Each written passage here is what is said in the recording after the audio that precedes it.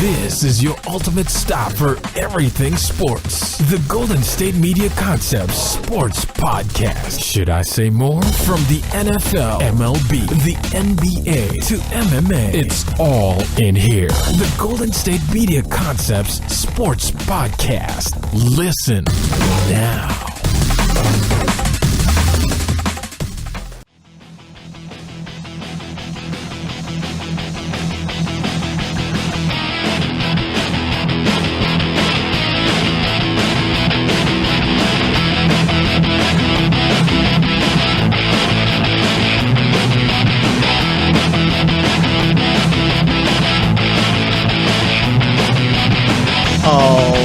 And welcome to the GSMC Sports Podcast. This episode is brought to you by the GSMC Podcast Network, and as always, I am your host, Jesse Tapia. Alright, it is Friday, end of the week. I know everyone looks forward to it.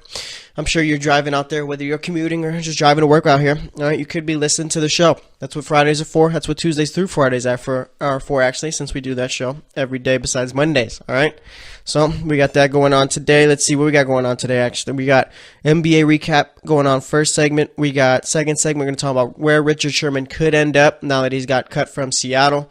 And we did talk a bit about Seattle too, so maybe we'll talk a little bit more about them, talk about the direction they're currently headed, possibly, maybe, I don't know. But we'll be talking definitely about where Richard Sherman could end up. There's about 4 teams right now that have kind of popped up as far as where he could go, and we're going to talk about each of those teams. Third segment, we're going to talk about LeBron, all right? Now we're starting to get on the little where's LeBron going hype train. Is it Philly? Is it LA? Is it Houston, or is it going to stay in Cleveland? All right, we talked a bit about Philly. I think it was this past earlier this week, or it was last week. Either way, we talked about it. Now we're really going to focus on more so on LA than anything on this one, because that's been one that's been talked about for a few years actually too.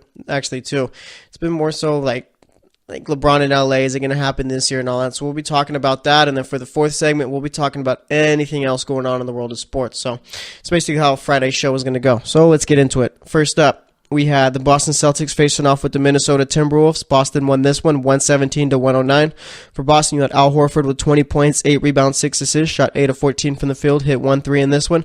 Looking like he's finally getting out of that slump too. Started off pretty much came back from the All-Star break, wasn't really playing too well, but last couple of games have been doing all right. Then you had Jason Tatum with 12 points, 5 rebounds, shot 4 of 8 from the field.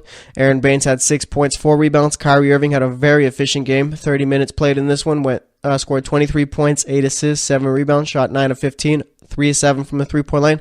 Jaylen Brown, he had 14 points, 5 rebounds, 4-10 shooting, 1 of 2 from the three-point line. Jaylen Brown was, I think it was in the fourth quarter, I believe it was. He's going down the court, or was it the end of the third, or was it either the early in the fourth? I can't remember exactly which part of it was, but either way, he's going down the court, splits 2 defenders, goes up for a dunk, and just gets too wild, I guess, goes up for the two-hander, and slips off the rim, and falls pretty much like on the back of his neck or back of his head. I couldn't really tell exactly, but nonetheless, pretty much body locks up. You could tell he's concussed easily. His arms, he's pretty much arms go out. It's kind of like how,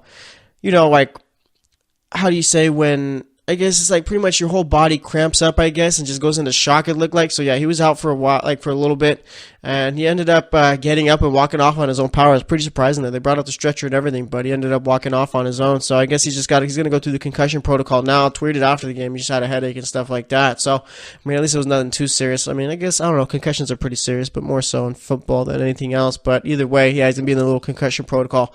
Not sure what the NBA's concussion protocol is like, all right? Haven't really paid attention to it. It's not really been much of a story, not like the NFL. So, not really exactly sure what he's got to go through, but nonetheless, I mean, looking like it's just a concussion. So, I guess that's better that it was just that and nothing worse.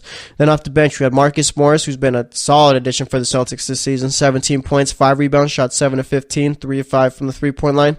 You had Marcus Smart with 9 points, 6 assists, 2 of 7 shooting from the field. Did not hit a 3 in this one. Had a couple of steals. Dude was a great defender for the Celtics yesterday. Was good, doing well, guarding Jeff Teague, and even guarded Taj Gibson a bit. Then you had Terry Rozier with 13 points, 4 rebounds, shot 5 of 10, 2 of 6 from the three-point line. Let's see, for the Timberwolves, you had Taj Gibson with 18 points, 4 rebounds, shot 8 of 10. Andrew Wiggins, he had 13 points, 4 assists, 7 rebounds, shot 6 of 21. Andrew Wiggins needs to stop shooting the ball from the three-point line and mid-range. Start driving in. Right? He's not a shooter. He needs to realize that. And he could become a shooter eventually. I mean, he worked in the offseason and stuff like that. But, I mean, the guy just cannot hit from the three-point line, can barely hit mid-range, just drive in. Every time he drove in on the Celtics, it seemed like he was getting points. So he needs to start doing that instead of trying to be pretty much a Steph Curry type. So, yeah, he had 13 points. Karl Anthony Towns had 15 points, 11 rebounds, shot 5 of 12. Jeff Teague had 13 points, 8 assists, 5 rebounds, shot 5 of 12, 3-6 from the three-point line. And then off the bench, you had Jamal Crawford with 15 points, 4 assists, 7 of 16 shooting, 1 of 6 from the three-point line. Once again, the Celtics won that one, 117-109. For Minnesota, I mean, I talked about it on yesterday's podcast when I was making my picks. They can't beat top teams, so there's no reason for me to ever pick them. I mean, I don't know how well he could even do in playoffs since they can't beat these good teams. All right, you got Derrick Rose coming in. Not sure how much of a difference that's going to make. If anything, it'll just make him a little bit worse just based off how the guy's been playing, all right? I mean, he's not going to go out, average 15 points a game. He'd be lucky if he's averaging anywhere from 9 to 11. So, I mean, he's got to pretty much show up and just fall in line, all right? He's got to realize that he's not the Derrick Rose of old. He probably never will be, all right? So we'll see how that all goes. But as for Boston, I mean, winning games that they should here, so not really news there.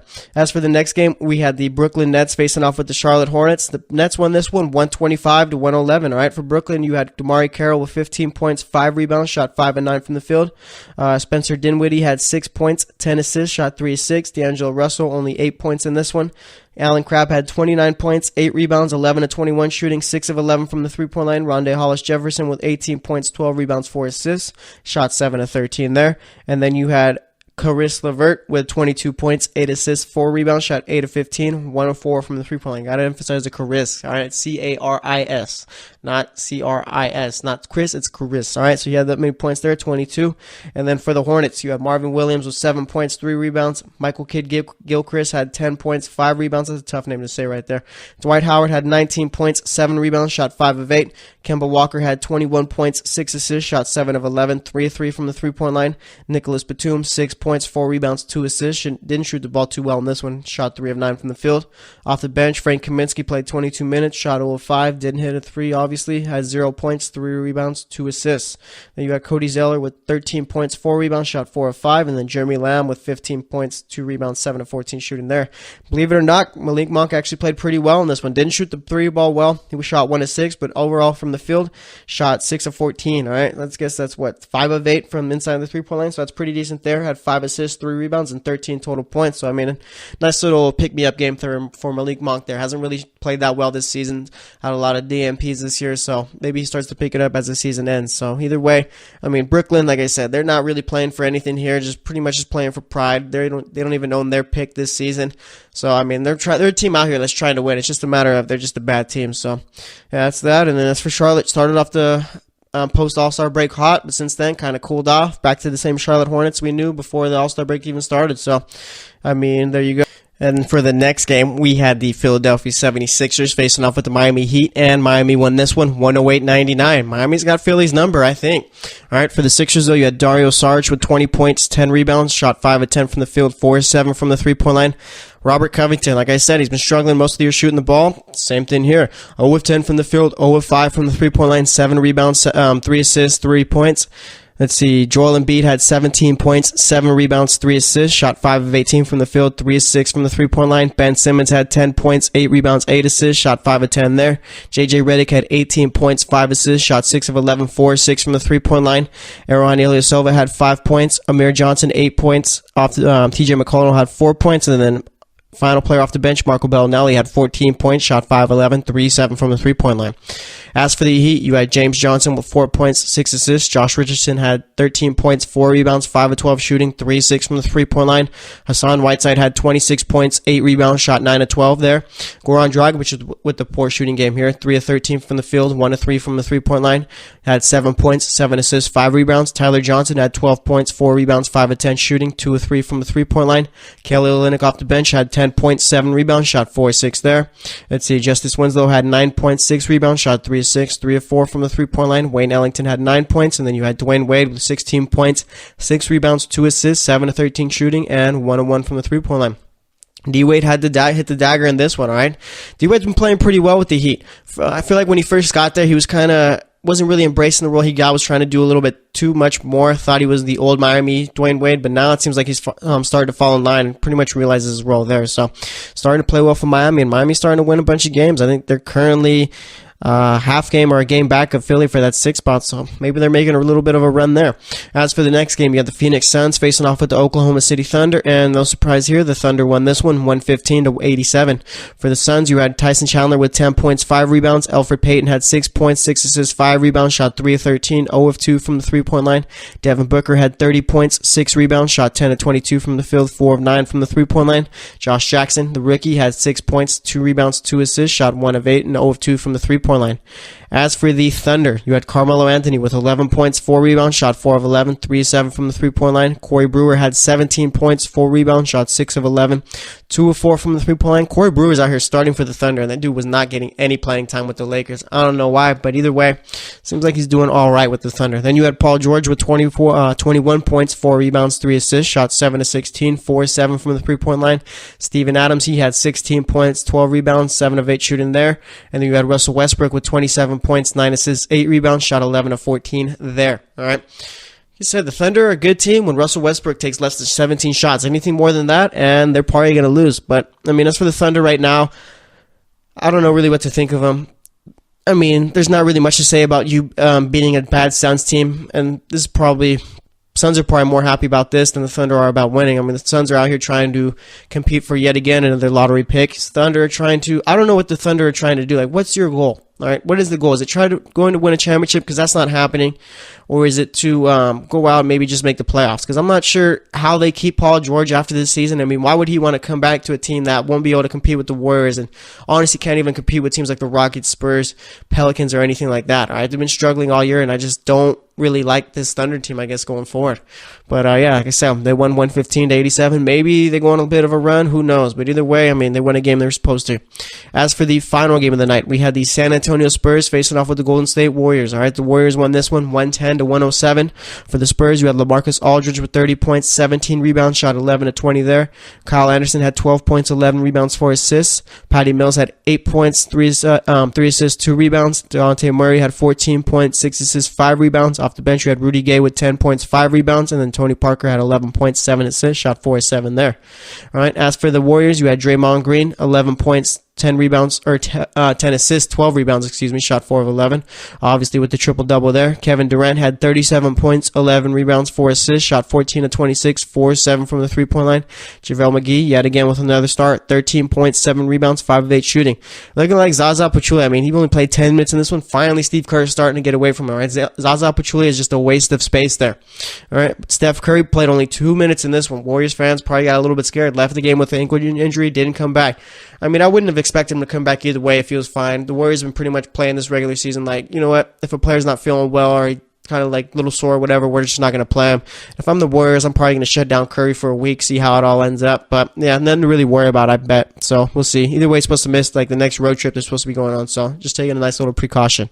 And you had Klay Thompson with 13 points, 6 assists, 2 rebounds, shot 5 of 16, 1 of 5 from the three-point line. And then you had Nick Young off the bench with 12 points, 2 rebounds, shot 4 of 9, 2 of 7 from the three-point line. Once again, the Warriors won that one 110-107. But yeah, getting back to Curry, I mean, there's not really much to worry about. Like I said, the Warriors have been resting players all year. Plus, we're heading towards the end of the season. There's only like 20 or so games left, somewhere around there. There's really no reason to go out and work that hard, I guess you could say. I mean, there's still a half game back of the Warriors, I believe, or the Thunder, or the Rockets, I believe. Got a little mixed up there. But yeah, either way, we all know that. Well, we know where they'll end up. All right, it's going to be in the finals, and for sure the Western Conference Finals. Man, I'm just off today. But either way, I mean, nothing really to worry about there. So that's going to wrap it up for this segment. I just got an update earlier saying that Jarvis Landry got traded to the Browns, so we'll be talking about that. Maybe you just push LeBron to the fourth segment, or maybe we'll be talking about Jarvis to the Browns in the fourth segment. So we'll see how it all ends up. But next up, we're going to be talking Richard Sherman and what teams he can end up on. So stay tuned, and we'll be right back.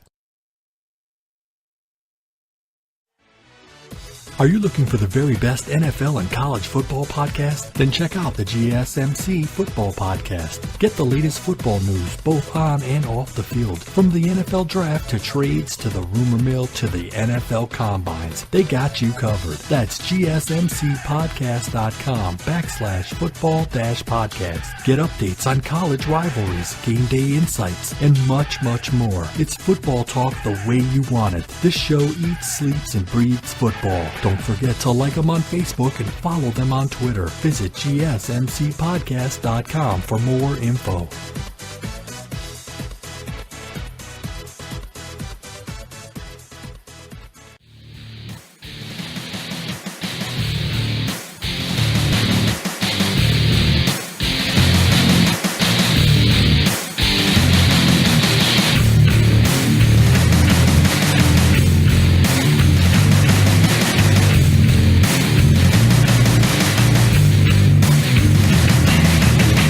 Alright, and welcome back to the GSMC Sports Podcast. Well, we were going to talk about Richard Sherman, but Richard Sherman in the news. We're not going to talk about a 30-year-old who tore his Achilles that got released. We're going to save that for the fourth segment. That's the anything else going on in sports news now, all right? It's not big news anymore. Now we're going to be talking about Jarvis Landry. I know at the end of the first segment I did say we're going to be talking about Sherman and talking about Landry later on, but I figured this is more important than that. So this is what we're going to be doing. We're going to be talking about Jarvis Landry going to the Browns. There's no compensation yet, I guess. I mean, it's been reported that there's two draft picks going out. At the time I'm recording this podcast again, by the time it comes out, this podcast, the picks might have been revealed. But either way, Landry's going to Cleveland for 2 picks. Not sure what where the picks are, but either way, that's what's going on. All right, so I like it, Cleveland. I like what they're doing here. Cleveland needs to make big moves, and this is a big move. All right, and for some, I don't know, I feel like people haven't watched Jarvis Landry enough, and they just stare at his stats all day, or maybe they just don't like the way that he plays. All right, I understand that Jarvis Landry is not going to give you 15 yards of reception or anything like that. All right, I understand that he's not going to be a guy who runs deep routes or anything like that, but he's a good receiver in this league. All right, if you've paid attention at the very least to what Jarvis Landry can do, then you know that he's a solid receiver, okay? But either way, he's going to the Browns, and I see people more so thinking that this is a good trade for Miami rather than it is for the Browns. For some reason, like I said, Landry's value is just down, but I mean, nonetheless, it's a trade, and I highly doubt that. And again, I'm recording this before it was revealed what picks exactly Miami got. Like I said, we know that they got 2 picks, but not sure exactly what they are, all right? Whether they're a 2018 first rounder or anything like that, who knows? It's probably going to end up being like a 3rd and 5th rounder or something like that, all right? Miami had to have gotten good value from a team like Cleveland who has an abundance of picks. All right, otherwise you just trade them to a team like the Bears or whatever. You only trade them to Cleveland if they're giving you one of their big picks, not number 1 or number 4. And if it turns out that Cleveland did give up like the number 4 pick for Jarvis Landry, then that'd be crazy. All right. If I was Miami, I mean, I would have gave up Landry and the 11th pick to go and trade up for that 4th pick and maybe another pick after that. But either way, we'll see how it all ends up. And again, no clue yet what picks they are. But either way, 2 picks are going to Miami. So here we are, Cleveland. All right, I like what they're doing. Like I said, all right, you got Josh Gordon, you got Jarvis Landry now, Corey Coleman, David Njoku. Now you need a running back and a quarterback. You got a defense who's young and developing. If Cleveland was smart, they didn't give up that 1st and 4th pick in this draft, all right? Now what you do with those is you get Saquon Barkley and you draft your quarterback, okay? That's exactly what you do. Don't do anything else. You do that, all right? And if I'm them, I'm taking Saquon Barkley number 1. I'm going to sign McCarron, and then you got to take either Sam Darnold or Josh Allen. Have them develop, okay? Because it's looking like, too, the Browns, they're going to work out a long-term deal with Landry, so, I mean, he's going to be there in the long haul. All right, I'm not sure really what Landry gets from Cleveland, but Cleveland does have an abundance of cap space. That's the one team right there that could give Landry the $14-15 million that he wants and not put a dent in all their cap space that they have. I mean, they need to pay players. That's what they have to do. You have like over 100 mil still left in cap space. You got to give it all. You can't just keep cap space and then push it over to next year. They're going to have to spend it on something. So I wouldn't be surprised if Landry even gets like $16 million or something like that. Actually, I wouldn't be surprised, but he is most likely to get 14, 15. But if he gets 16, then yeah, that's not really surprising there. Because like I said, you got to get rid of that cap space somehow, some way. And even then, you can give Jarvis Landry 14 mil. Tell Kirk Cousins, hey, we got Jarvis Landry for you. We got Josh Gordon. We got Corey Coleman, David Njoku. We'll take Saquon Barkley number 1. Come play with us. We're a playoff team. And yes, I did say playoff team, okay?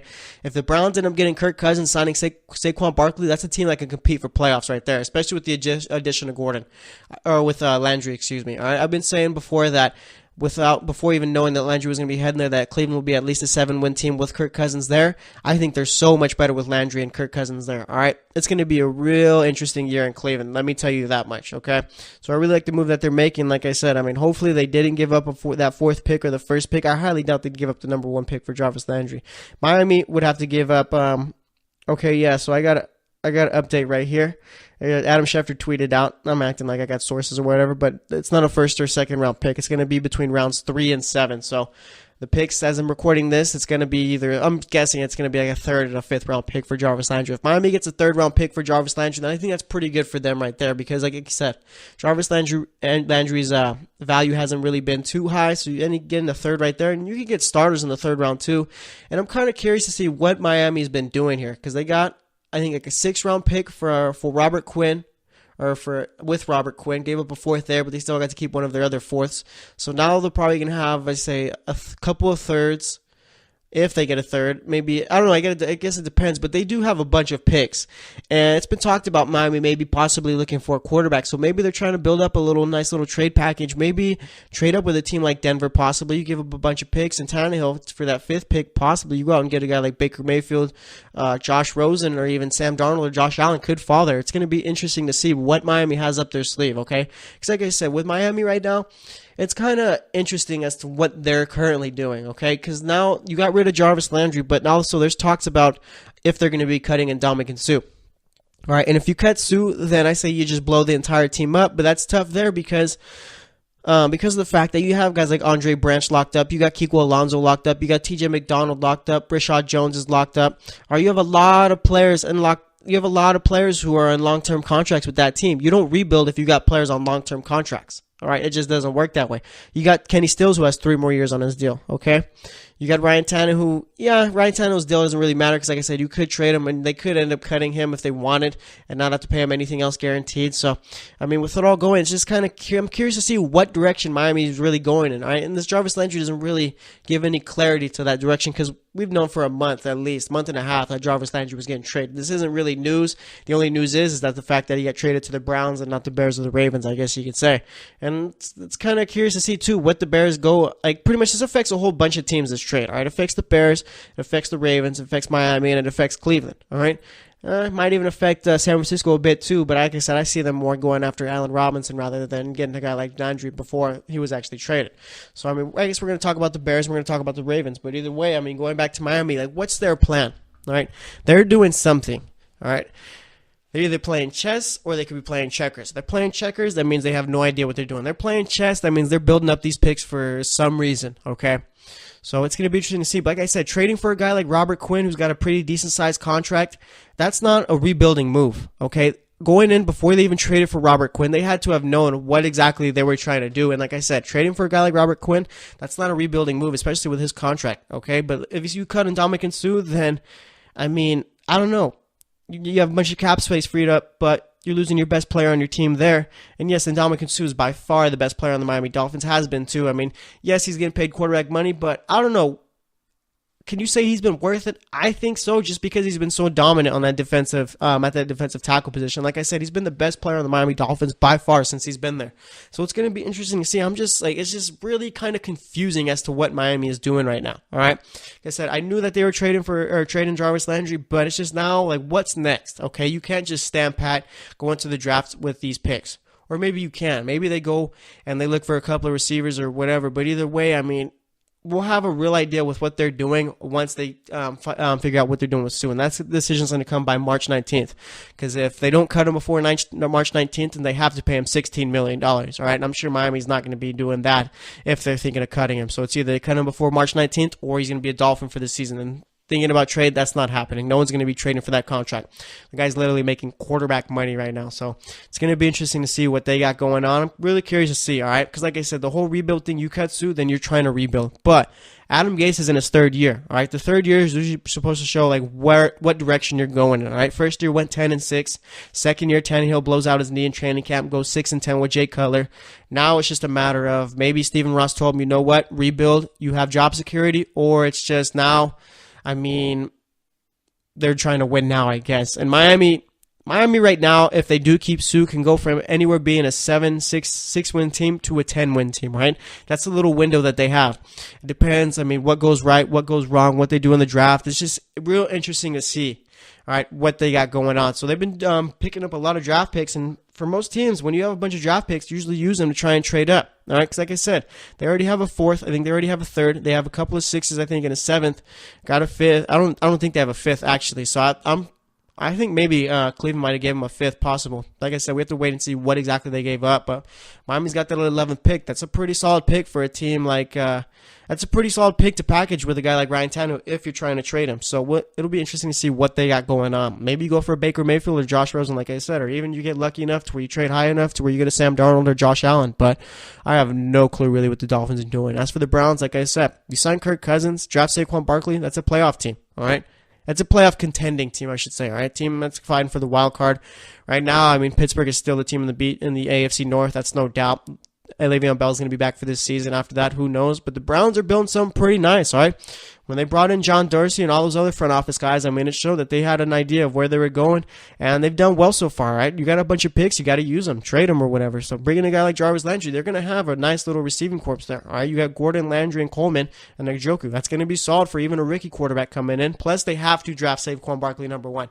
That's first and foremost right there. If I'm Cleveland, there's no doubt in my mind now that I'm drafting Saquon Barkley number 1, because whoever you put at the quarterback position is going to benefit from that offense you got out there. You're not going to have to work too hard because you got Jarvis Landry, who you don't want to throw deep. You're too afraid. Boom, hit it to Landry. All right. You got Josh Gordon, who was at one point one of the best receivers in the league. All right. If he gets back to what he was and has his head on straight, then yeah, he can very well be one of the best receivers in the league again. Like I said, Njoku going to be a breakout tight end this season. I'm real excited for what Cleveland's got going on. All right. But then now there's teams like the Bears and Ravens. What do they do now that they don't have Jarvis Landry or he didn't get traded to them? The Bears, I'm curious to see what they got going on, right? You have the 8th pick. Do you take maybe a guy like Quentin Nelson at guard, or do you trade back and take a guy like Calvin Ridley, or even reach up for a guy like Calvin Ridley and take him at number 8? All right, maybe you do that, possibly, but the Bears, they got to do something at that wide receiver position. They're most likely, there's no way in the world they go without the entire draft without drafting a wide receiver. Even if they were to sign a guy like Allen Robinson, and maybe that's the next step right there, right? Cleveland or Chicago's got a whole bunch of cap space. You can go out and get yourself an Allen Robinson if you want. Yeah, you're gonna have to be competing with this team like San Francisco, where that's tough, where they got a guy like Jimmy Garoppolo, who's their franchise quarterback, solid defense, and a couple other good receivers there. It's going to be interesting to see. You could tell Allen Robinson, yeah, you'll be the clear-cut number 1 here, but San Francisco could tell him the same thing. So Chicago's really got in a bit of a pickle as to what they do. Do you take a guard in round 1? Because they did get rid of a bunch of offensive linemen from this past season. All right, guy like Quentin Nelson, that's going to shape up, make your center better. It's going to make your tackle better, right? No doubt. But, you do need to put weapons around Mitch Trubisky, so you got that there. And as for the Ravens, the Ravens offense for the last 2 decades really hasn't been that good. All right, Jarvis Landry would have been a big help to that offense because Joe Flacco just isn't that good anymore. All right, not that he ever was, if anything.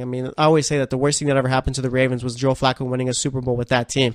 So it's going to be interesting to see there. Maybe you can get a guy like Calvin Ridley if the Bears don't draft him. He could very well fall there. He's not going to a team like Miami. He's not going to a team like Arizona. All right, they all have bigger problems. If anything, he'll probably end up falling to Baltimore, all right? And as for Baltimore, they don't have enough cap space to compete with teams like the Bears and 49ers as to go after a guy like Allen Robinson. So I guess right now, plan B is go out and get Calvin Ridley in the draft. So that's what the Ravens got to do.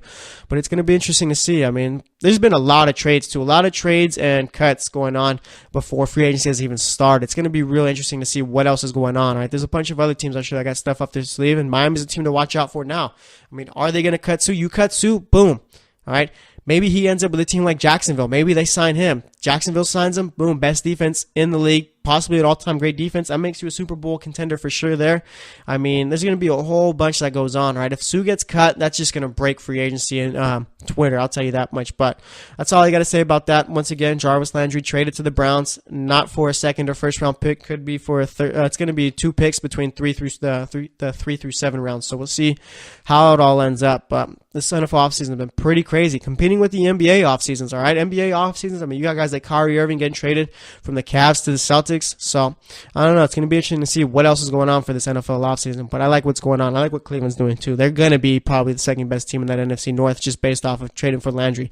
Now we got to figure out what they got going on at quarterback, and I hope they take Saquon Barkley number 1. If they don't, then that's just a bonehead move right there. But that's all I got to say about that. Next up, we're going to be talking about LeBron James, talking about his true fit with LA, and pretty much if it'll even work. So we'll be doing that. So stay tuned, and we'll be right back.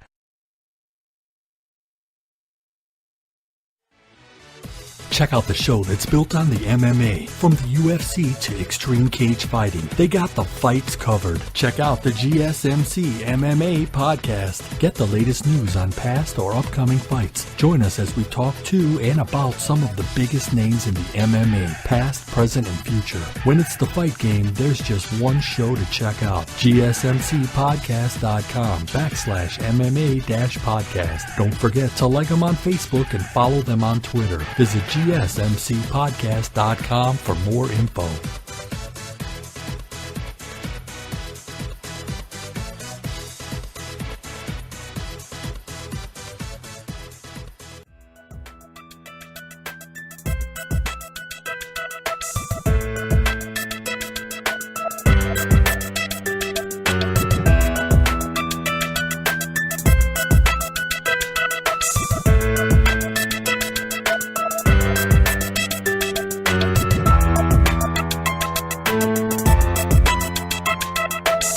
All right, and welcome back to the GSMC Sports Podcast. So far today, we've talked about yesterday's NBA games, which was Thursdays. And for the second segment, we talked about Jarvis Landry getting traded to the Cleveland Browns. All right, real glad they did that while I was recording this podcast. Gave me a chance to talk about it. All right, so we're up there, updated, ready to go. So we talked about that. We talked about the Browns, talked about what the Dolphins exactly are doing. All right, Armando Salguero, the Miami Dolphins beat writer for the Miami Herald, said that they're trying to be active in free agency. This gives them $15 million cap space right now. Actually, it's pretty much like 16, I guess you could say. So there's that. Now that kind of makes me think maybe you do cut a guy like Sue if they're trying to be aggressive in free agency, all right? You only have 16 mil. I mean, you can't really get any big name players there. Maybe they're just trying to fill in some holes. I don't know. Maybe they're like a Richard Sherman type player, possibly. All right, but we'll be talking about Richard Sherman in the fourth segment. For this segment, we're talking LeBron. We're talking Lakers. We might talk Houston. I don't know. But either way, that's what we're doing, all right? So, obviously, the LeBron to LA hype train is starting to get going. You got ESPN putting articles about it. You got fans putting up billboards about it, all right? It's the hype train. It's going on. We actually talked about this on Monday's GSMC basketball podcast, so we had to do it for the sports podcast too today. All right, so that's what we're doing. But either way, I mean, It's early. I mean, there was a report. It was reported that LeBron's considering the Sixers, Lakers, Rockets, and Cavs, and I'm not sure really how much stock you put into a report like that, because I mean, I could have put that out. We all knew that, like, those are the four biggest teams right there. Obviously, the Cavs, Lakers, and Sixers, and Rockets. I mean, that's not really news. All right, like I said, I could have just put that out there and said that I learned it, and you guys probably wouldn't have believed it, obviously, because I'm not like a big name going on. But I mean, that's all it takes, just to be a big name in sports journalism right now in basketball. And you just report that, boom, people are going to believe it. No one's going to doubt you because that's what everyone has on their mind. It's not news whatsoever. You're not out here telling us pretty much anything that we didn't already know. All right, if anything, it's just a report saying, you know what, chances are those are going to be the teams, even if he's wrong. Even if it's wrong, then the 3 out of those 4 teams are going to be thought of, all right? So, I mean, there's not really news there as far as guys reporting what LeBron's thinking about. And it might not even be right. LeBron might not have even like thought about it or anything like that yet. I mean, obviously he's thought about like what he's going to be doing, but like as far as teams specifically go, I highly doubt that. They're already putting out that he has a list and stuff like that. Like they don't know. There's no way that they know, all right? But either way, that's what's going on. And for this segment, I mean, does he fit with the Lakers? I don't know, honestly, okay? I like what the Lakers are doing right now. Been playing extremely well since the All-Star break. All right, got a game tonight against Denver. That's going to be a tough one since it's in Denver. But, I mean, the Lakers, they're only 6 games under 500. If the Lakers can somehow go, let's see, they got about, I think, how many games have they played so far? I think 64, I believe it is, 74? Yeah, 64 games so far. Right? So you got about, 18 more games left? They could very well finish at 500. You could finish 41-41. Only 6 games under right now. It's possible, man. It's possible. All right, you got Lonzo who's been playing well. Brandon Ingram's been playing well. He's been out with a groin injury the last week or so, though. Kyle Kuzma's been playing well all season. Julius Randle's been a beast all season. I think he's the next Draymond Green. Not as good as Draymond Green, but he plays the same way as a guy like Draymond. And you got Luke Walton, who seems to pretty much connect with these players pretty well. All right. Obviously, if you get LeBron, you don't get just LeBron. We all know that, okay? It's more you get LeBron and you get Paul George, and then you get a bunch of other players that want to come play, okay? That's what happens, all right? Not just, oh, LeBron's here, now we have Lonzo, Brandon Ingram, and all those other guys. Brandon Ingram, honestly, I don't see where he fits if you bring in LeBron James and Paul George, okay? And like I said, you're not just getting LeBron James. It's going to be a whole bunch of other players. LeBron isn't just going to be the only star on that team. There's no way that happens, all right? I'm sure Paul George, if he sees LeBron goes there, all right, Paul George is going to want to go play. That's why they were clearing up cap space. They have enough for 2 max contracts, okay? So if you're a Lakers fan, would you rather have Paul George and LeBron, or would you rather have Lonzo and that young core? Obviously, you're probably going to say Paul George and LeBron. Okay, and I've been seeing some Lakers fans too saying they don't want LeBron to come to their team and win that way on Twitter. That doesn't make any sense. Why wouldn't you want your team to go out and win? All right, I mean, yeah, there's the whole, I guess they love Kobe so much that they don't want to see LeBron go out there and do it. Because, I mean, that's the thing right there. Kobe fans hate LeBron just because he's better than Kobe ever was. All right, yeah, I said it. Yeah, it's the truth. All right, yeah, LeBron's better than Kobe. I'll just say that, all right? So that's why Laker fans really just don't like LeBron. But either way, I mean, I don't even know if LeBron sees himself going to LA or even wants that. The only reason you go to LA if you're LeBron is to make even more money. All right, with the whole marketing, the movies, all that stuff is out there. Okay, that's the only reason. If let me tell you this way, okay, if Paul George and LeBron go to LA, they're still not better than the Warriors. They don't come close to the Warriors. All right, they still don't. Maybe you get a game or two, but that's it. Is a game or two really worth it for you? I think if you're the Lakers, you stick with what you got going on. All right, they have something special brewing in LA right now. Lonzo Ball looking like a better point guard game in and game out as the season progresses. Brandon Ingram is looking like a young Kevin Durant. All right, not as good as Kevin Durant, but he's pretty much got the same game style as him. Skinny dude who could score mid-range. He's got to work on his three-point shot a bit. I mean, obviously Kevin Durant is probably the best scorer in the league, probably one of the best scorers of all time. Brandon Ingram could become that, all right? Not to the extent of Kevin Durant. Obviously, that takes a lot of talent, but nonetheless, he's shaping his game like that is what I'm trying to say. You got Kyle Kuzma, who, I mean, I'm not even sure what they do with him, all right? You can start him or you can have him be a six-man, all right? Do that. You can shoot the ball well. As far as the three-pointer, he can drive into. And Julius Randle, that dude's just a big bully. I like what the Lakers are doing. I say you bring in a guy like LeBron James. That's going to stop all the development. All right, you're probably going to end up being a good team for about 3 to 4 years. Maybe LeBron leaves after that or whatever.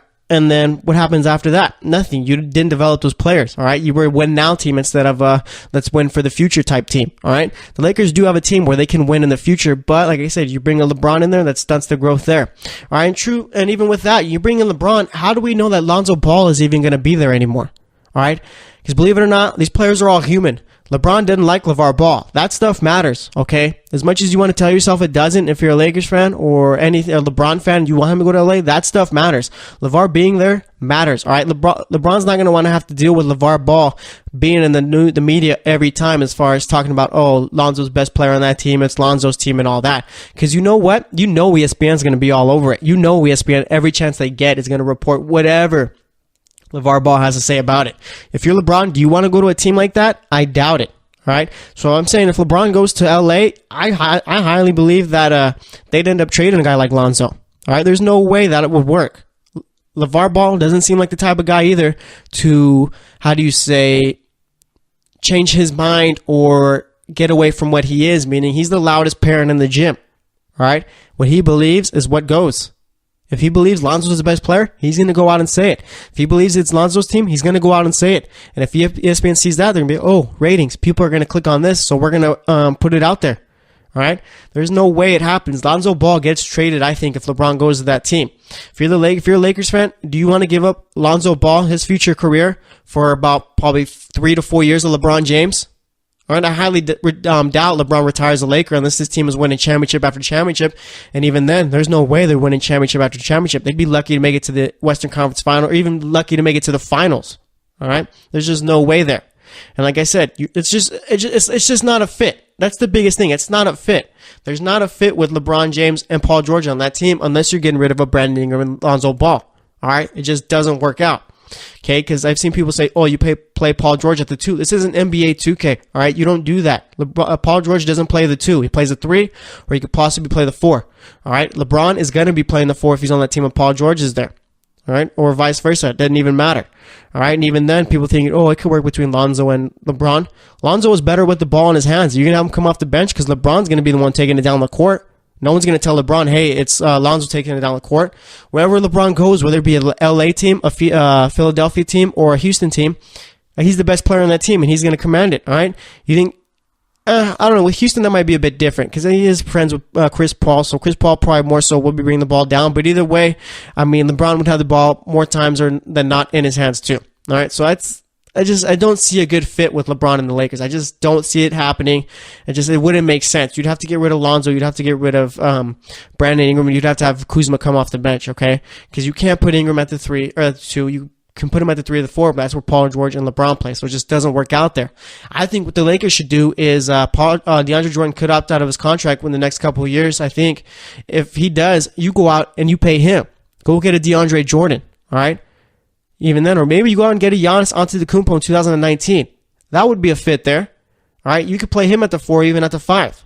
All right, you play pretty much because Giannis isn't really like a true center or anything like that. Dude could play well with the ball in his hands and all that. But either way, I think Lonzo could fit with a guy like Giannis on that team. Okay, a whole lot better than a LeBron James or Paul George would. And even then, I'd rather see DeAndre Jordan on that team. The Lakers do have a solid team. Next year, they could be competing for that 8th seed. You had DeAndre Jordan, that's a 5-4 seed. You just keep developing, all right? Hoping that Brandon Ingram becomes a top player in this league, hoping that Lonzo Ball develops more of a shot. Lonzo Ball develops a consistent jump shot. He's one of the best point guards in the league. That's no doubt, all right? So the Lakers have a lot of thinking to do, but I said, if you bring in LeBron James and Paul George, that stops all the development. You get rid of Lonzo, you get rid of Brandon Ingram, because it just doesn't work that way. All right, it won't work out. LeBron's not going to want to deal with LeVar Ball, so the Lakers are going to have no choice but to trade Lonzo. All right, and if you think I'm just crazy or whatever, that's how it goes. All right, like I said, these aren't just not just playing basketball. There's so much more that goes into it rather than the whole, oh, you play here, you play here, you play here. All right, I don't think LeBron wants to hear ESPN day in and day out talking about whatever LeVar Ball said. All right, he's a distraction. He'd be a huge distraction for that team if Lonzo and LeBron were on the same team. All right, because like I said, LeVar Ball is not going to go out and say, oh yeah, it's LeBron's team. He won't. And like I said, LeBron's already voiced his displeasure about LeVar Ball, so it just wouldn't work out there. So I just don't see it being a fit with LeBron on that team. All right, you're not beating the Warriors. You're going to have to get rid of some of your younger guys, and it's pretty much just going to be win now mode, and after that, where are you at? You're going to be back like Cleveland is back in the lottery. All right, that's how it's going to end up. He's got a better fit in Philly than he does in LA, and I don't even like him in Philly because that takes away from Ben Simmons. Obviously, they're not going to trade Ben Simmons because, I mean, it's Ben Simmons. But Ben Simmons is a better player with the ball in his hands, and like I said, LeBron is a player who's even dominant with the ball in his hands. He's going to have the ball more times than not. Ben Simmons isn't a guy who could sit out on the corner and shoot threes like Kevin Love does. It just doesn't work that way. In the NBA now, you don't play with 2 players in the post, all right? You play with all your players on the wing, and then you have like a Joel Embiid in the post there. All right, it just doesn't work out there. The best option for LeBron, I think, where the best fit is either Cleveland or Houston. All right, and I doubt he wants to go back to Cleveland because he doesn't like Dan Gilbert, and Cleveland just doesn't have that great of a team around him. Okay, going to Houston, it would work with Chris Paul because Chris Paul can play well off the ball. We all know that James Harden can play the 2 position. You got Clint Capella, a rebounder who's big for it on a LeBron James team. All right, if LeBron doesn't have to play with the ball in his hands the entire time too there, and even when he does, like I said, you don't have to worry about how Chris Paul's going to play because he can still shoot the ball pretty well and play off the ball. All right. Plus, you could have each of those 3 guys, one of them at least on the court at all times. All right. LeBron and James Harden come off, you still got Chris Paul. Chris Paul and James Harden come off, you got LeBron James. Chris Paul and LeBron come off, you got James Harden. All right, it would work best there, and that's a team that can go out and beat the Warriors. So it's going to be interesting to see how it all ends up, but I just don't like the fit of LeBron and the Lakers. So that's all I got to say about that. Next up, we're going to be talking about Richard Sherman, which teams he could go to, which teams are the best fit, and which teams should bring him in. And then we'll be making my picks for tonight's NBA games and pretty much talking about anything else that's going on in the world of sports. So stay tuned, and we'll be right back.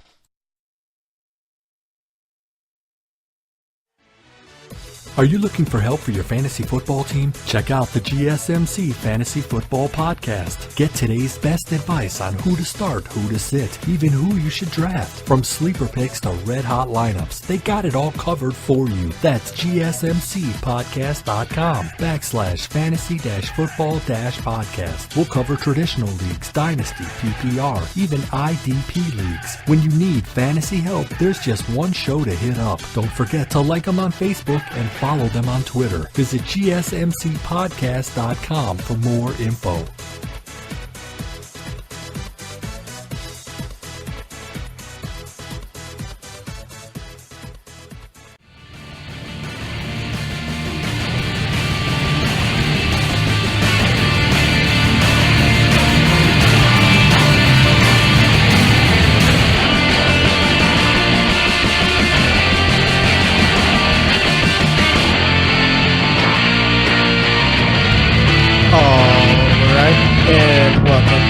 To the GSMC Sports Podcast.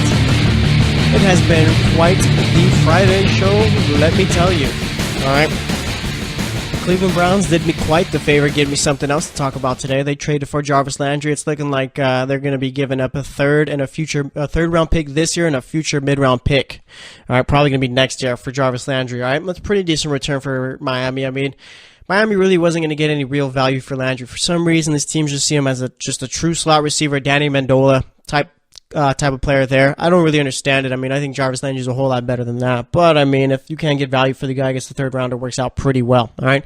Curious to see what Miami's got going on. Looks like they're going to be trying to be aggressive in free agency. You're going to cut Lawrence Timmons, Julius Thomas to free up some cap space there.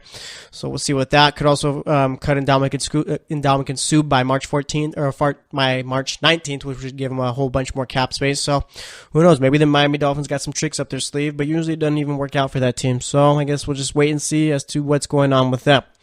All right. As for the Browns, I like what they're doing. All right, I think you go out and you draft Saquon Barkley number 1, and you either go Kirk Cousins or you draft Sam Darnold or Josh Allen, and you sign A.J. McCarron to be the quarterback there and let them develop a bit. I'd go Josh Rosen. I think he's the best quarterback in the draft, but who knows what they got going on there. But either way, Cleveland Browns making moves. Now Baltimore, they got to figure out what they got going on. They got to clear some cap space if they want to go after a guy like Allen Robinson. Maybe you just go after Calvin Ridley if the Bears dump. So we'll see what's going on there. But either way, like I said, Jarvis Landry is now a Cleveland Brown. So we did that in the second segment. Talked about yesterday's NBA games, which was Thursdays, recap those. And then for the third segment, we talked about LeBron's fit with the LA Lakers. There's no fit at all, really, unless you trade a couple of players on that team. So I really just don't like it there. Really hope the Lakers don't end up bringing in LeBron or Paul George. All right, because if they do, I mean, you're going to be winning for for 3 to 4 seasons. But then after that, I mean, it's back to square one. All right, and when I say winning, you'll be making the playoffs. You're not beating the Warriors or the Rockets. So I don't know. We'll have to wait and see. But either way, that's what we've talked about today.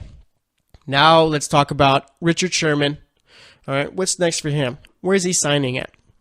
Where is the 30-year-old cornerback coming off of a torn Achilles signing at? All right, says he wants to go to a contender. I mean, personally, if it was me, I'd say he's going to the Patriots. I think that's the biggest fit right there.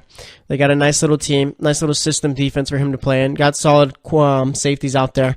I think that'd be the best fit. All right, but also you got the 49ers and the Raiders who have been shown as a team who could be interested in Richard Sherman, a team who needs Richard Sherman, all right?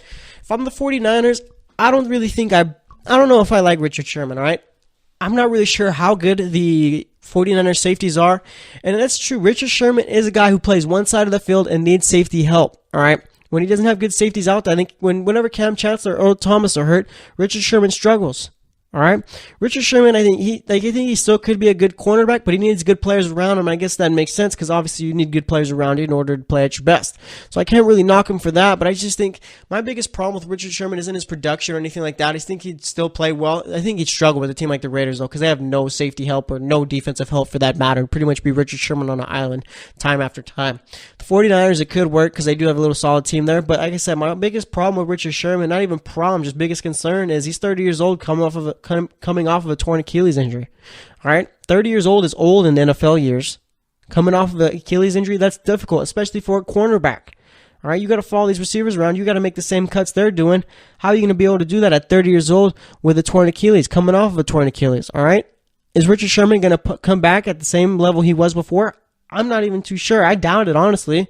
Like I said, the dude's been a good quarterback, probably one of the best in the league for the last few years, but how well can he play coming off of a torn Achilles injury? All right, that's where if he goes to a team like New England, they can mask that. They can mask his little inefficiencies if he's not playing as well off of that injury. All right, New England is probably the best spot for him to go, and I'm almost positive he's probably going to end up there. They're not bringing back Malcolm Butler, so obviously they have a cornerback need. Boom, you throw in Richard Sherman there.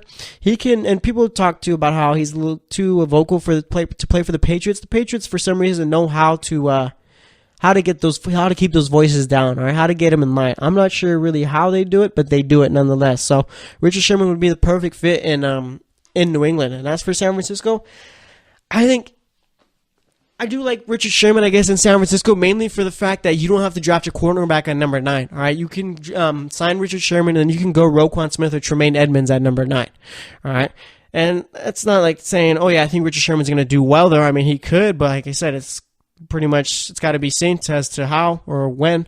But either way, if he ends up there, that gives them more flexibility to go out and get a linebacker, just because they have to deal with the fact that you're not knowing what's going on with Reuben Foster. Right? Are they going to cut him if whatever his little legal issue is true, or are you going to keep him and just have him be and have the league suspend him? I'm not really too sure what they got going on there, so it's going to be interesting to see. If I'm Richard Sherman, I'm heading over to New England, because he did say he wants to play for a contender. And I mean, what is contender? I mean, Super Bowl contender, that's the Patriots. Playoff contender, that's the 49ers. Possible playoff contender, that's the Raiders. But I think they have a whole lot of rebuilding that they need to do. It's not just fixing up when Richard Sherman fixes up that defense. No, you still need some linebackers. You still need a whole other secondary, and you need to fix up the D-line a little bit. So the Raiders got a whole lot more problems rather than just trying to fix it all with just one signing of Richard Sherman. So we'll see what they got going on there. But let's see anything else going on in the world of sports right now. I think Tiger Woods finished his round of golf today, was leading today at one point. I'm not sure if he still has the lead because he finished early, but either way, Tiger Woods did have the lead today, which is Friday, all right? Tiger Woods, is he back? No, he's not, all right? Tiger Woods just enjoying being out there now. And, I mean, if he wins, he wins. If not, oh well, all right? Like I said, not really too much going on there. One game to look out for tonight is Duke versus North Carolina. I think it's in the ACC semifinal game. I think the winner plays the winner of Clemson, and I forget who Clemson is playing. I think let me see if I can double check. Oh yeah, Virginia. Clemson's playing Virginia. Winner of that plays the winner of Duke and North Carolina in the ACC title game. Would have really hoped that North Carolina was good enough to where they could be on the other side of the bracket as Duke and have the possibility of playing them in the ACC championship game. But not how it works. Either way, Duke and North Carolina are playing at 6 tonight. All right, Pacific time, 9 o'clock Eastern time. That's brutal too, to live on the East, and you got to watch games that late. But either way, I'll be watching it. It's going to be a fun one. I mean, you got, let's see, Kentucky beat Georgia today. Alabama beat Auburn 81-63. Any other surprise? Any surprises going on? No. We got Kansas versus Kansas State going on at 4 o'clock. Providence and Xavier. Those tournaments right there. I think it's not the Big East anymore, is it? Or is it the American Athletic Conference that they're in? Either way, if it's the Big East or American Athletic, those got some good teams there. All right, always good basketball games. So we got a lot of good college basketball going on tonight. Let's see, anything else going on? Oh yeah, Mike Evans got a 5-year, $85 million extension deal for the Buccaneers. Really struggled this season. Really didn't play well. But either way, Bucs think he's the guy, and I think he is too. I think it's just a matter of he just had a bad year. I mean, that entire Buccaneers team had a bad year with the whole hurricane and stuff. Playing 16 games in a row with no bye. I mean, yeah, the bye came in week 1. That didn't really count. So I mean, that's probably why they struggled so much this season. But either way, I like the move. Think he's a top receiver in this league. Last year wasn't really top 10, but overall, if you're thinking about just how he's played so far in his NFL career, I guess you can consider him top 10. But either way, he got the extension. Good for him. So let's make my picks for tonight's NBA games, which is Friday. All right, got to see how many games we got going on tonight. Hopefully some good ones. We got the Bulls at the Pistons. We got Hawks, Pacers, Rockets, Raptors. That's going to be a fun one right there. We got Jazz, Grizzlies, Knicks, Bucks, not good. Wizards, Pelicans, I don't think Anthony Davis is playing tonight, so Then we got Lakers, Nuggets, that's going to be a fun one. I'll probably be watching that one too, along with the Duke and North Carolina games since they're at the same time. We got Warriors, Trailblazers. Wow, Steph Curry's not playing, and boom, that makes Portland the favorites in this game. Yeah, they're at home, but ooh, that's tough. Then you got the Magic and Kings in Sacramento. That's the ultimate tankathon game right there tonight. And then you got the Cavaliers facing off with the Clippers at 7:30. Ooh, Clippers are actually favored in that one too. So we got a whole bunch of games going on, a couple of good ones. So let's see what we got going on. First up, like I said, Bulls played in the Pistons. Pistons are 20-14 at home. Bulls are 7-24 on the road. Pistons really haven't been playing good basketball since they got Blake Griffin. Started off hot, but just really cooled off since then. Let's see, who do I got winning that one? I'm going to go with the Pistons winning that one. Bulls are trying to tank, so I don't really see much of an effort from them. So I got the Pistons winning that one. Then we got the Hawks facing the Pacers. Pretty much the same thing as the Pistons and Bulls game. Obviously, the Pacers are a whole lot better than the Pistons. Pacers 22-12 at home. Hawks 5-26 on the road. I got the Pacers in this one easily. It's not really going to be much of a matchup there. But they have kind of struggled against the bad teams the last couple of weeks. I think they lost to the Mavericks, and there was another team they played. I think it was Brooklyn or someone else that they lost to also. I think it might have been the Magic. Can't remember exactly who it was, but either way, I got the Pacers beating the Hawks tonight. Then we got the Rockets facing off with the Raptors in Toronto. Probably going to be the best game of the night, all right? Raptors 27-5 at home. Rockets 26-7 on the road. Rockets are favored by 3 in this one. This is tough. I'm going to go with the Raptors. I mean, the Rockets got to lose a game eventually, right? I think they're on a 16-17 game winning streak, somewhere around there. I'm going to go with the Raptors. They've been playing good basketball. The Raptors win this one. This is going to earn them some respect right here. So I got the Raptors winning this one. Yeah, I got them beating the Rockets. Then we got the Jazz facing off with the Grizzlies. This is a pretty easy pick here. Jazz been playing good basketball, 35-30. Yeah, they have a bad road record, but the Grizzlies just aren't that good of a team. 18-46. I'm going to go with the Jazz in this one. Jazz been playing good basketball. Grizzlies just a bad team all around. Then we got the Knicks facing off with the Milwaukee Bucks. The Knicks are trying to catch up as far as the whole tankathon thing goes. They're 8-27 on the road, 24-41. That's just not cutting it for teams who are trying to tank. Bucks 34-31, 20-14 at home. This one's pretty easy. I got the Bucks winning this one pretty easily. Then we got the Wizards facing off with the Pelicans. I got the Wizards. No Anthony Davis, no win. All right, the Wizards are going to win this one pretty easily, I feel. Then we got the Lakers facing off with the Denver Nuggets. This is going to be a tough one. Lakers are 13-20 on the road. Nuggets are 24-10 at home. But if I had to decide, I'd say the Lakers, believe it or not, are playing the better basketball out of these two teams right now. I'm going to go with I think I got to go with the Nuggets. They just got a better all-around team, but the Lakers have been playing good basketball. But either way, I'm going with the Nuggets. Think they're going to be able to pull it off. The Lakers win this one, I'll be extremely impressed. Then we got the Warriors facing off with the Portland Trailblazers. Trailblazers 21-11 at home. Warriors 25-7 on the road. No Steph Curry in this one. I'm still going with the Warriors in this one. I don't understand how the Portland Trailblazers are favored. I mean, did Vegas forget the fact that the Warriors have Kevin Durant, Klay Thompson, and Draymond Green still? Unless those guys somehow aren't playing tonight because of rest or whatever. But either way, I got the Warriors winning this one, no doubt.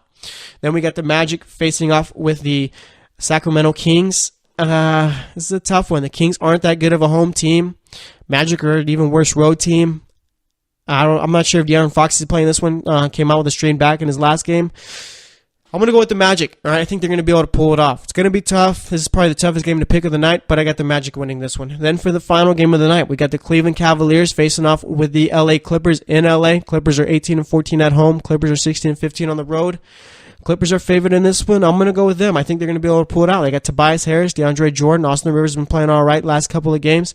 You got Lou Williams and Montrezl Harrell, who's been playing extremely well. Cleveland's not a big team. They're going to struggle against Harrell and DeAndre Jordan. I think it's going to be the downfall of them tonight. So I got the Clippers winning this one. All right, so let's recap my picks. I got the Pistons beating the Bulls, Pacers beating the Hawks, Raptors beating the Rockets, Jazz beating the Grizzlies, the Bucks beating the Knicks, Wizards beating the Pelicans, Nuggets beating the Lakers, the Warriors beating the Trailblazers, Magic beating the Kings, and the Clippers beating the Cavs. Got a couple upset picks today. I got the Magic over the Kings, Warriors over the Trailblazers. That's just crazy to say. Yeah, so those two teams. Then, let's see, I got the Raptors over the Rockets, and yeah, so 3 upset picks tonight. That's going to wrap it up for today's podcast. Today we talked about yesterday's NBA games, which was Thursdays. We talked about Jarvis Landry going to the Browns, talked about LeBron and the Lakers, and then we talked about a bit about Richard Sherman, Tiger Woods, and we made my picks for tonight's NBA games. So thanks for listening to the GSMC Sports Podcast. As always, I am your host, Jesse Tapia. We'll be back on Tuesday, so stay tuned until then, and we'll talk to you later.